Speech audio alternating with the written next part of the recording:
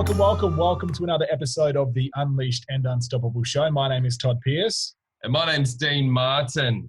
And we've got a fantastic guest today, Tamara Northam, who actually founded the Embodied Women in Business Network. Super excited to be able to chat with her and find out her knowledge, her experience, and everything she's got to share with us and with you guys. Look, Tamara works with women to support them and grow themselves plus their businesses in a sustainable way that supports the true vision they hold for their life, which is exciting.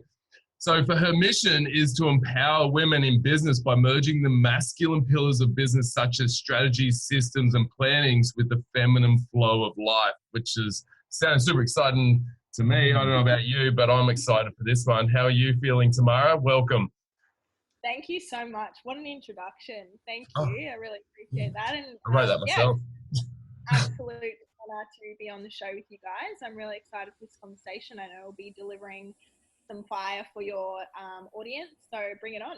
Fabulous. So I guess the best place to start is talk to us. So what exactly, right, is it? And obviously, like, this is going to resonate, I feel, with both the male audience who listens to this, but also the female too, because as men, I think it's really good. It's 2020. It's time for men to really start to understand, that we are from the same planet. Men aren't from Mars and women ain't from Venus.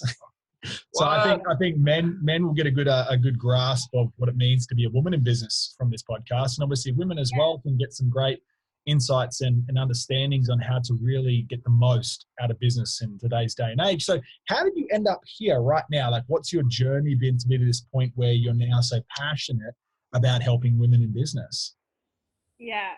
Wow. What a loaded question. Well, I'll just start with saying, for any of the guys that are listening, like anything that we chat about, when we talk about masculine and feminine, it's not necessarily male and female. It's these two elements of different energies that we can possess at any given time. And in anything you do in life, you need equilibrium. You need to have the ebbs and flows. You need to have the yin and the yang. And that's what the masculine and feminine brings in. And especially in business, if you're just operating your business from a masculine place, which is where I had been operating my business from for a very long time, that's like, slogging away, doing the 18-hour days, having lists after lists, lots of do, pushing through, not listening to your body, getting results, but not necessarily giving yourself the time and space to actually enjoy what you're creating.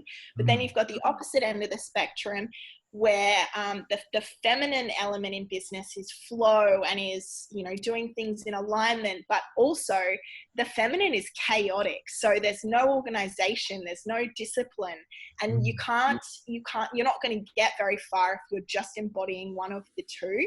And for myself, to answer your question, to come back around into your question, that how did I get to where I am now and how was the Embodied Business Women's Network birthed? It was from a place like I'm very much a believer in that our mess becomes our magic. And for me, a big challenge that I've had entrepreneurial spirit in me since my entire life. There's always been that entrepreneurial flair inside of me.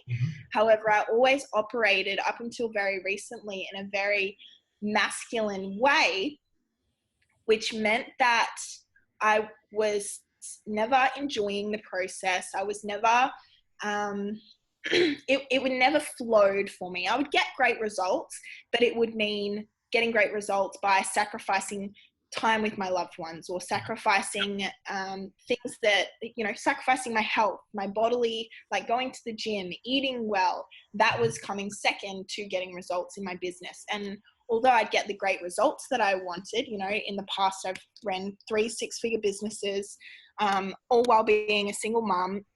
And it was really, if I had continued down that path, I was just digging myself deeper and deeper and deeper into a hole.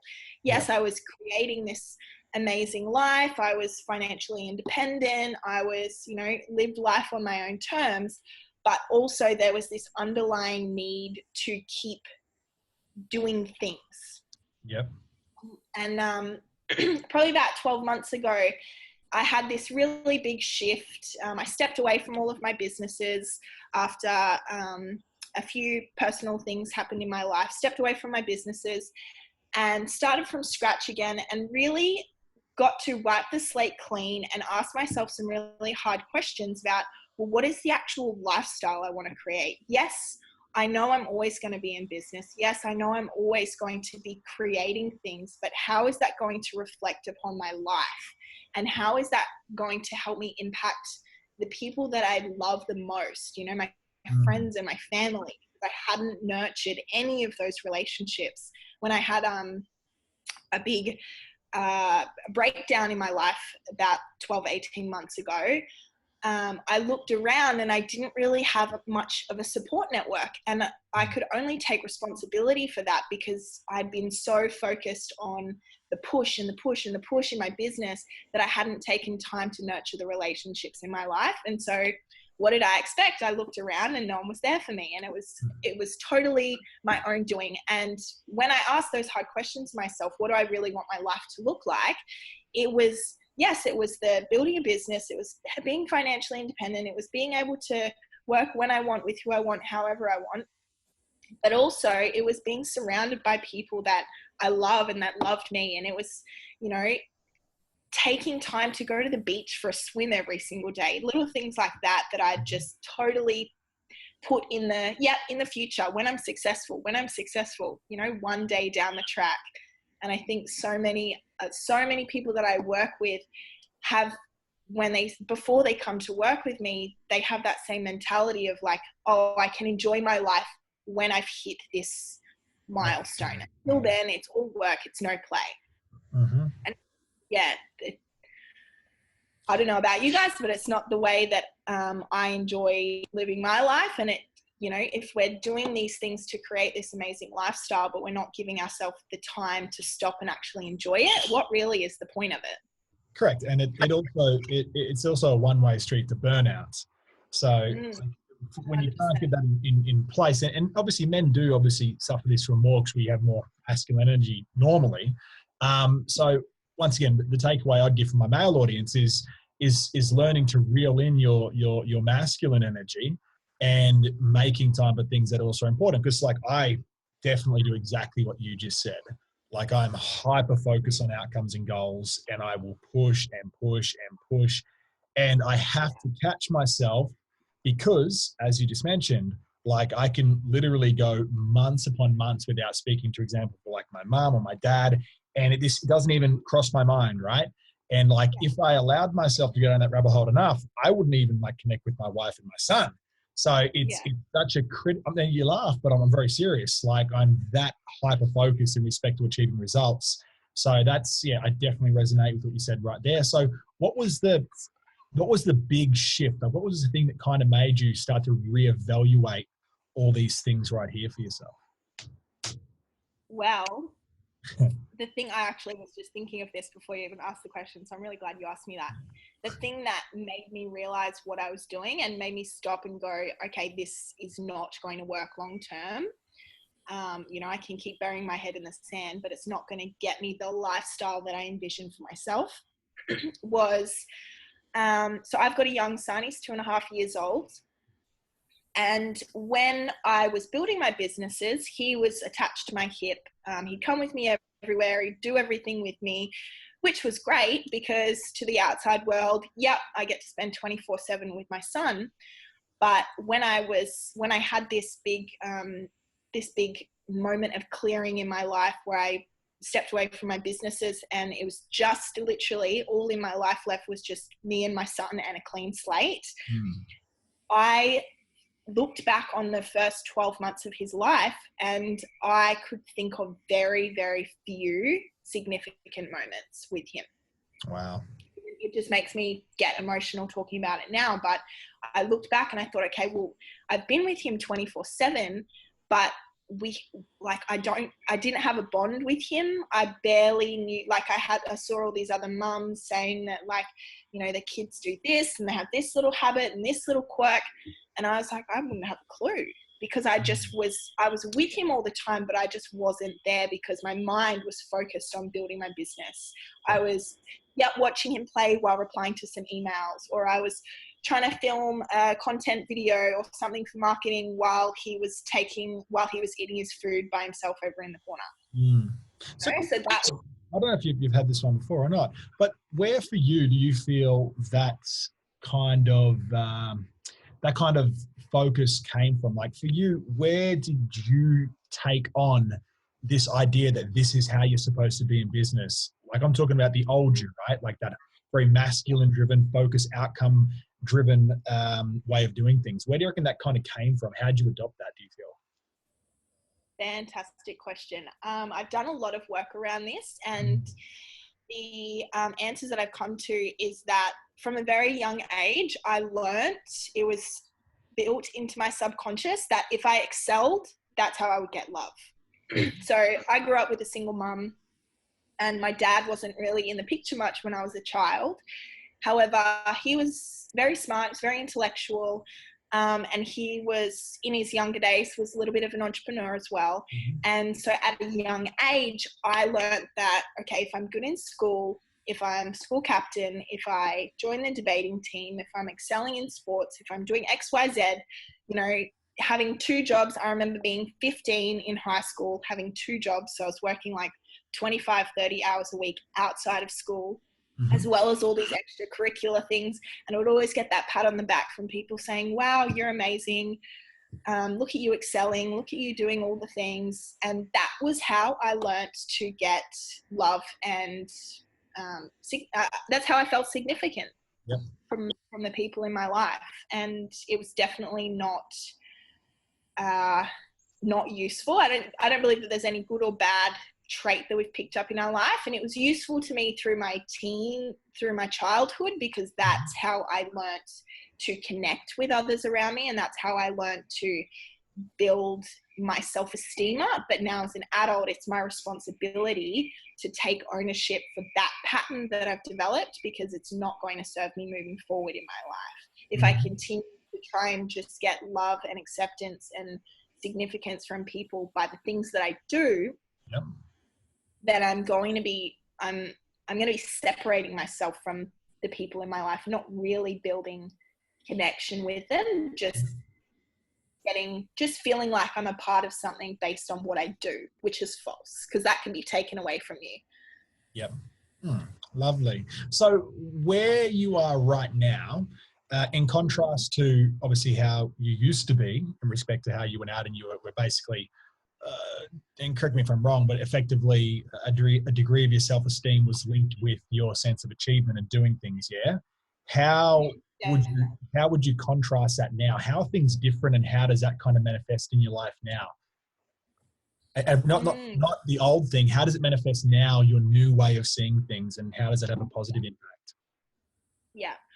I think, well, when I stepped away from my previous businesses and had a clean slate, not only was my relationship with my son sort of, I was smacked in the face with it a little bit, but also the identity that I'd created for myself was totally based on how others perceived me. And until that moment, I hadn't had a chance to realize that. So that was an absolutely beautiful lesson, because if I didn't have that lesson, I would still be basing my self-worth on the things, on my labels, on the things that people know of me about. And because all of that was stripped away, I was like, okay, well, underneath all of these labels and underneath all of these things, who is Tamara? Who is she? What's the value that she brings to the world outside of the labels that she'd given herself previously? And so, I've just spent the last 18 months doing a lot of inner work on myself to find not what value I can bring to the world. Obviously, I want to be bringing lots of value to the world, but how can I be of the most amount of value by just being me, by not having to do anything, by just being the best version of myself? Because ultimately that's the only way that I'm going to be able to create things from a place of service rather than a place of, I need to do this to fulfill my own personal needs. yeah, so that was all stripped away, and the shift came in how I approached the things that I was doing. It was, I'm going to be the best version of me so that I can be of service the best, instead of how can I do amazing things so that people think highly of me. Yep. So what is it that lit the fire in your heart for now helping women? Oh, you got a nice green drink there. Yeah, I wanted to juice cleanse. It was my birthday 2 days ago, and I've been devouring a homemade cheesecake with my partner, and we're like so acidic right now. So doing a bit of a juice cleanse. Happy birthday. Thank you. So yeah, what kind of lit the fire in your heart for now helping women in business? Like, how did that kind of come about? I've always been really passionate about serving women. I guess everything's really just evolved quite naturally from my first business that I started after I had my son. So I ran a Mums and Bubs fitness program, and did quite well with that. Had a few staff under me running group classes, that sort of thing. And a lot of the women that I worked with were just feeling really disempowered in their life. Mm-hmm. That led me down. That's where my passion grew from, helping mums particularly. Yep. And then that's just really naturally evolved. Moved out of the fitness industry. I was supporting people in the personal development space for a little while. Again, it just developed really naturally out of the personal training that I was doing with people. I was pretty much life coaching them anyway. So I just shifted the programs that I was running to be able to serve them in that way. And then again, it just shifted again organically, because the people that I was working with in the personal development program that I was running were also wanting help in their business. And as we know, how you do anything is how you do everything. Yep. So shifted more into that business mentality, to serve women in business, because me as a woman in business,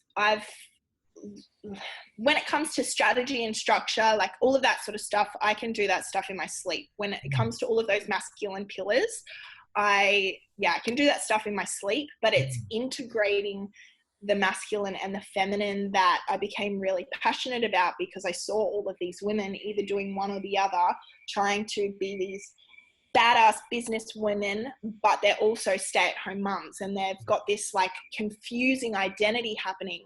So what's the challenges that you find that these women have in respect to integrating those two forces? Well, a lot of women that I work with or that I know of are mothers as well. And I resonate deeply with mothers because I am a mother. Yep. But this is relevant even if you aren't a mother, and even if you aren't a woman. If you are splitting your identity into and splitting your who you are and your personality into, that can be very conflicting. So where I was previously, I felt like I was constantly battling with myself to try and juggle the businesswoman hat and the business owner hat and the leader hat with the mum hat that needs to be the nurturer, that needs to have time and space to be able to teach my son and flow through things. And I remember always trying to find balance. And now I don't hate that word, but I think the word is very misunderstood. Trying to find balance in things, and pardon? And overused as well. Yes, overused. Yeah, definitely. I think people feel like they have to find this magical thing called balance. And in my opinion, I don't think balance exists. I think it's your life needs to be in alignment with your values. And my two highest values are my family and my business. And the reason why my life was so out of alignment before is because I was trying to make both of these things the highest at the same time. And the reality is we can have everything that we want, but not at the same time.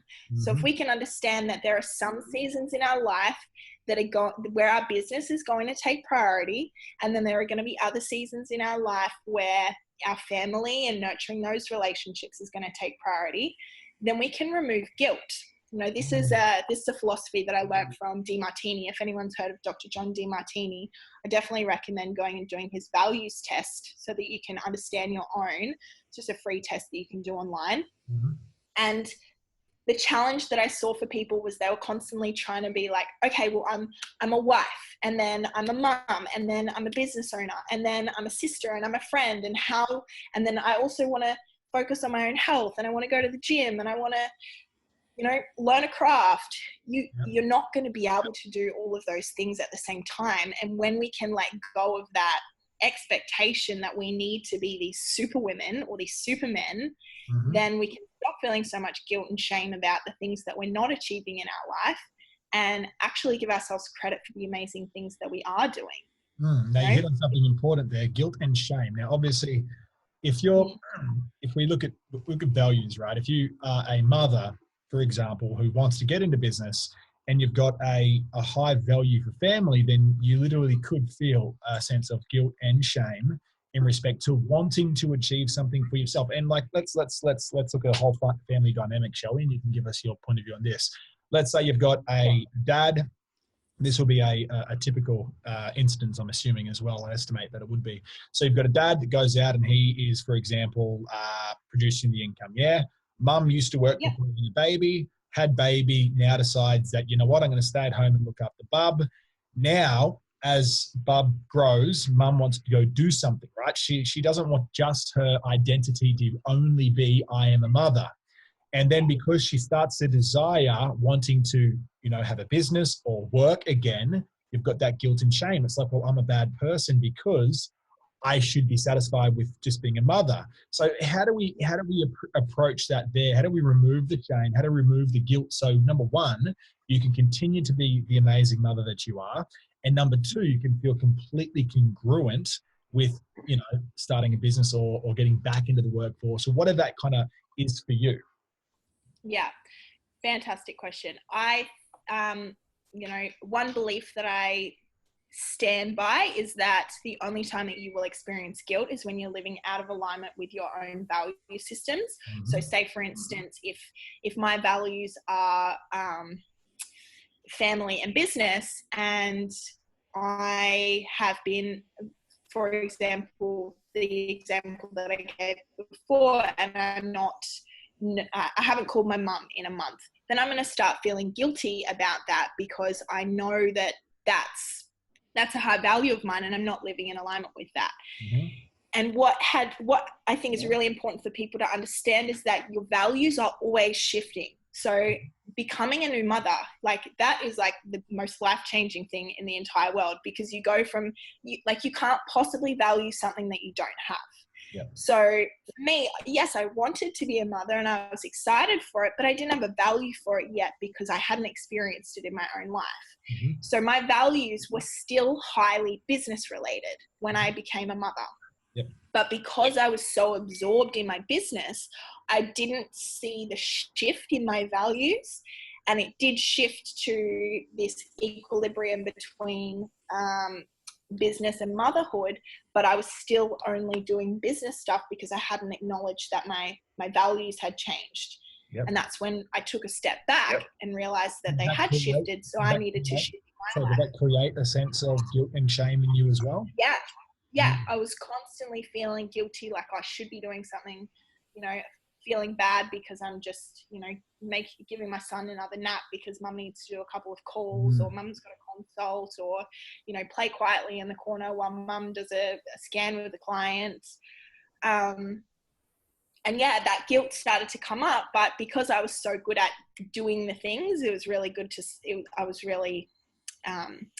I suppressed that really well for a long time. So I think for anyone listening, firstly, get really clear on what your values are, because if you're trying to, say, for instance, if you are in the dynamic example that you just gave, if you are a new mum and your child's getting a little bit older and you're seeing all these other mums getting in, starting their own at-home businesses and going back into the workforce, working 5 days a week, making money, doing big things, and you're still sitting at home being a stay-at-home mum, and that's leaving you feeling crap. ask yourself, what would you genuinely rather do? Not for what you think you should be doing or what you think society expects of you. What would you genuinely love to be doing? If you would love to be at home making pasta necklaces with your 3-year-old rather than going back to work and sitting in an office and feeling stressed, then you do that. You don't have anyone else you're not obliged to live your life in accordance to anyone else's rules except your own. I think if we can firstly distinguish the difference between what we truly value and what is just being pushed upon us by society, by our family, by our friends, by our culture, then we can have a little bit more clarity around what is actually important to us. I think that's a fantastic point you just made there too. And that is that, there are, well, you will know because you're a woman, there are, let's say, certain factions of women who effectively project onto you that if you're not going out there trying to dominate and kick ass and be successful and achieve things, then you're not being a proper woman, right? There are women with that perspective. And it's funny because, when my wife and I, we had our first son and we're about to have another baby in a couple of weeks, which is quite exciting. The second one. Congratulations. I didn't realize. How really exciting. So for 4 weeks, if Bub chooses to stay in there as long as the others do. But it's what's interesting, right? And like, I'm trained as a hypnotherapist. I'm trained as someone that, studies positive psychology in the mind. And I listen to language often and I hear what people are saying without saying it. And like, when we would chat to people, I'd hear like, other women speak to Shani, for example, about, oh, okay, so you've had Bub, when are you going back to work? Yeah. It's this unspoken expectation. And you just made such a fabulous point, which is number one, what are my values? And number two, are these my own expectations or is this someone else or some other thing's expectations that I'm feeling pressure from? Because if you're coming to the pressure of the external world all the time, then you're not going to be, as you said, living in alignment with your values. That makes you feel that. So I reckon that's a really good takeaway. I like that. Thank you. I think just if we can just take a step back from our lives and realize that if we were to die next week, how would we want to spend the next 7 days? Not what would we be doing to impress people, or what would we be doing because we maybe have to financially, but how could we be in our life for the next 7 days? And would we feel okay in ourselves in doing that? So obviously on a surface level, we've got obligations and some of us have certain commitments that sometimes we just have to follow through with, but how can you be through those things rather than, if you're not enjoying the things that you're doing? It can be something as simple as making sure that every day when you wake up, you and your partner share the things that you're grateful for and go for a walk down the beach, or that you are spending a little bit of quality time with your kids every single night. What are the little things that would make you enjoy your life and would make your life feel more in alignment every single day? And why the hell are we not doing that? I hear what you're saying. So if we were to dive into the how section of this podcast, shall we? Sure. Now, what would be the most practical tips that you'd give to women and men, anyone watching this podcast right now, to really get that synthesis, that alignment of both the masculine and the feminine? What would be the most practical tips you could give people to really start to work on this, so that number one, obviously things aren't completely chaotic, as you said, which is what living extremely in your feminine can create because there's disorganization, etc. And how can obviously we make sure that we don't get the kind of overworking burnout from being super masculine? What's your tips on that? Well, firstly, I think removing of things is the most potent way to really find your own flow in life. If you're, I don't want to give people tips of things that they can add to their daily schedule or things that they can implement that's going to make their life better, because in this day and age, in this society, there's so many things, there's so many extra layers, and sometimes it's not more that we need, but it's actually a peeling back of those layers. So not to I do would that. invite, pardon? Not to-do list. Yeah, exactly. The most powerful thing for me was when I started to remove the things in my life that weren't in alignment with my vision. So I was saying yes to so many things because I was like, oh, that's a great opportunity, but it wasn't helping me achieve what I was wanting to achieve. It wasn't helping me create the vision that I had in my mind. It wasn't serving me. It wasn't helping me serve those around me. But there was a lot of these things in my life because I had this addiction to being busy, or for doing new things, or for trying different things, which is fantastic. But if we can have it in not such a huge sense, I can only speak from my own personal experience. I was saying yes to a lot of things that weren't fully in alignment with me. So if anyone that's listening, ask yourself some hard questions about some of the things that you're doing in your life, the people that you're hanging around, maybe even what you're doing for work, maybe your loved ones, maybe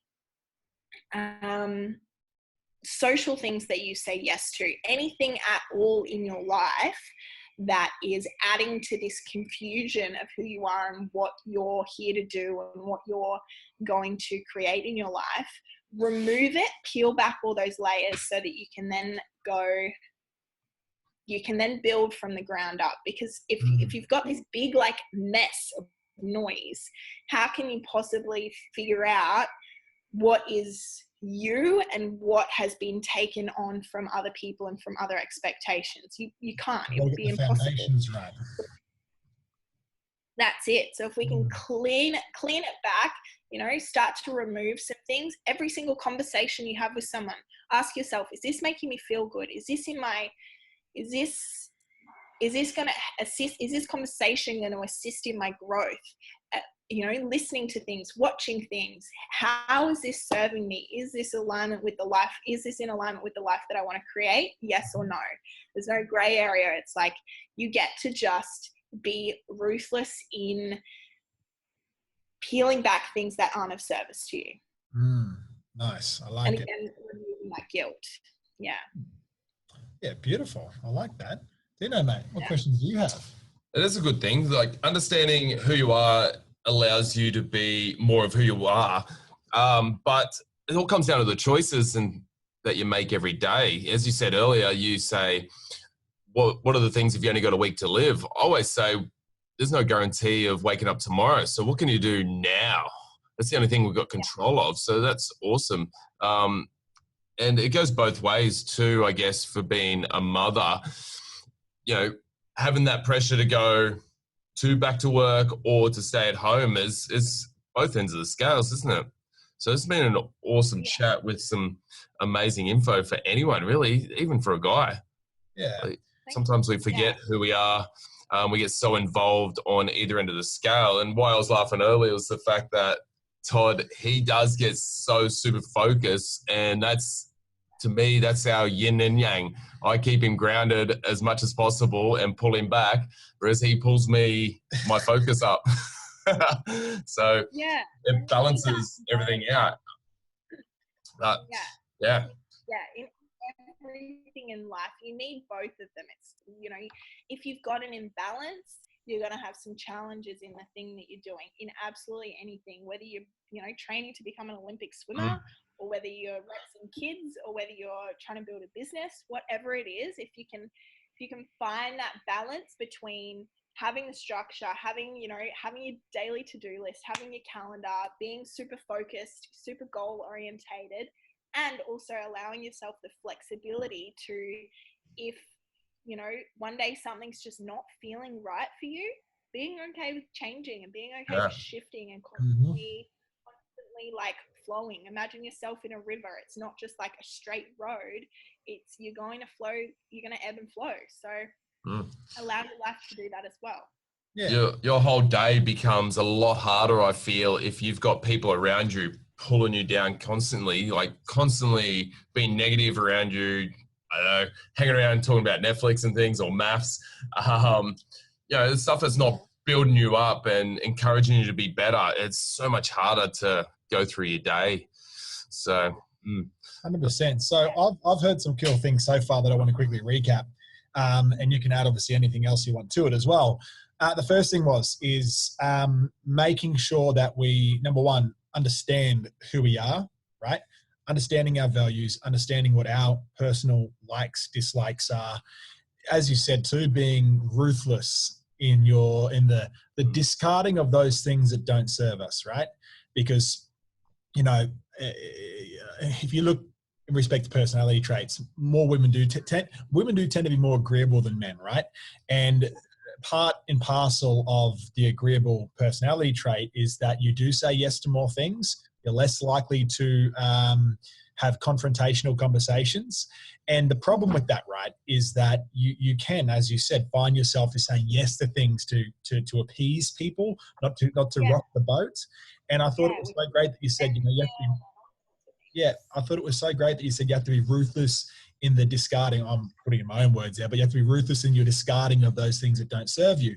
And, when I do coaching with people, I say, you need to slay the dragon. And what I mean when I say that is, what is that thing that you don't want to face, that it's there, right? But you ignore it, you push it to the side, you push it down, you minimize it. Like that's a big part of it too, because that's going to show up somewhere in your life. Yeah, 100%. So living with your values, getting rid of the things that don't serve you, making sure that, are these expectations mine? So not allowing external forces to press you into choices, and then having that balance between flow and obviously getting shit done. So I like that. That was good. Do you have any other kind of things that you'd like to say to our audience? By the way, also, and we are approximately on 45 minutes now, which is good timing. So where can people find you? How can they connect with you? What's the best way to reach you and actually, connect with you? Yeah, fantastic. Thank you. So you can contact me on any of my socials, Tamara Northam on Instagram and Facebook.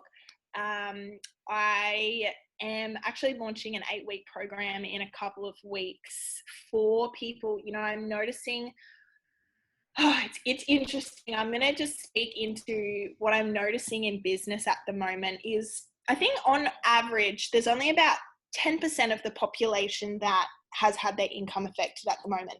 But almost every single person that I speak to is saying, it's so hard. Everyone's struggling at the moment. And I think, as you guys would believe as well, you see what you focus on.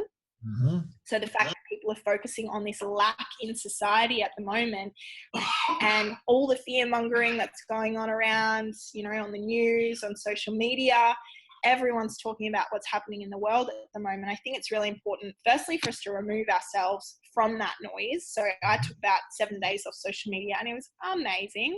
And I came back with clarity and understood my own, like how I want to contribute right now. Instead of contributing to the noise, how do I want to actually give people something that's going to be valuable for them, and then they're not going to feel more overwhelmed than they already feel. Yeah.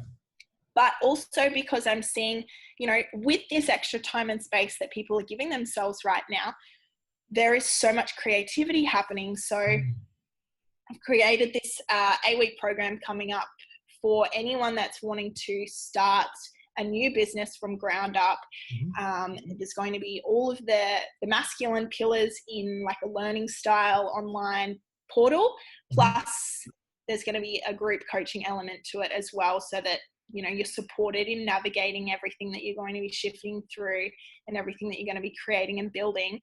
But what I am seeing at the moment is a lot of people projecting what other people should be doing right now. So if there is one last thing that I can leave any of the listeners with, it's to listen to yourself and remember that you already have all the answers that you need within you, and that you don't need to listen to the external noise about what you should be doing right now, about how you should be feeling in this time. I've been seeing so many statuses from people like, there's two parts of it. The masculine side of me is like, yes, I want to use this time to learn a new language and to build a new business and to do X, Y, Z. But then the feminine part of me is like, no, we get to actually just pause right now. We get to take some time to just chill the F out. We get to spend a little bit extra time down at the beach in the morning and take a day nap if we want to. We are allowed to give ourselves permission right now to have that, because we've never really, as a collective society, given ourselves that permission to do that. So yeah, that would be my biggest thing that I would love to leave with people, that if you're feeling overwhelmed with everything that's going on right now, allow yourself that time and space right now. You have permission. Nice. I like it. What a good note to finish on. Awesome. Well, it's been an absolute pleasure chatting with you, Tamara. Once again, for those that want to check out more, find out more, you can find Tamara on Facebook, on Instagram, so Tamara Northam, and yeah, connect with her. That 8-week program sounds like it's going to be a blast. But anyway, let's wrap this up, Tamara. I'm sure that we'll chat again in the future. Dean, mate? That's it. Love it. Thank you very much for joining us. Yeah, do you have one more thing? Sorry, quickly. Yeah. If you've got, so I've got my 8-week program coming up, but I also have just a free resource. It's called the 6 Pillars to Success, which outlines all the 6 pillars that we'll be going through in the 8-week program. So if anyone wants that, grab a free copy over on my website at tamaranortham.com. That is all yours. There you go, tamaranortham.com. Awesome. Fantastic. Thank you. For everyone that's watching this, if you enjoyed what you heard, give us a share, give us a like. Let us know what you feel. If you've got any opinions or advice for us that you want us to hear, or questions, let us know in the comments. If you think that Dean needs to get a tan, hit like, hit share. In fact, if he needs a super tan, hit 2 shares. Anyway, let's get up this call. See you tomorrow. See you guys. Ciao.